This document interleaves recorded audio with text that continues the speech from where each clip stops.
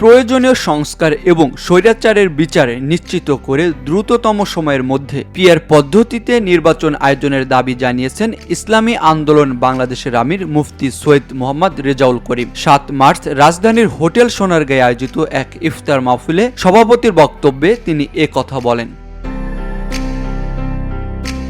তিনি বলেন, সংবিধান, নির্বাচন কমিশন, জনপ্রশাসন, পুলিশ, দুদক ও বিচার বিভাগের সংস্কার জরুরি হয়ে দাঁড়িয়েছে। এসব ক্ষেত্রে প্রয়োজনীয় সংস্কার না হলে আগের তিমিরে ফেরত যাওয়ার আশঙ্কা থেকে যাবে। তাই এসব ক্ষেত্রে সংস্কার হতেই হবে। রেজাউল করিম আরও বলেন, নির্বাচন ব্যবস্থা সংস্কারের ক্ষেত্রে আমরা বিশ্বের ৯০টিরও বেশি দেশে অনুসৃত সংখ্যানুপাতিক পদ্ধতির পিআর নির্বাচন পদ্ধতি দাবি করেছি। আমরা মনে করি জাতীয় নির্বাচনের সংখ্যানুপাতিক পদ্ধতি অনুসরণ করা হলে রাজনীতিতে গুণগত পরিবর্তন আসবে এবং কার্যকর ও যথাযথ প্রতিনিধিত্বশীল পার্লামেন্ট গঠিত হবে। নির্বাচনে কালো টাকা ও পেশি শক্তির ব্যবহার বন্ধ হবে।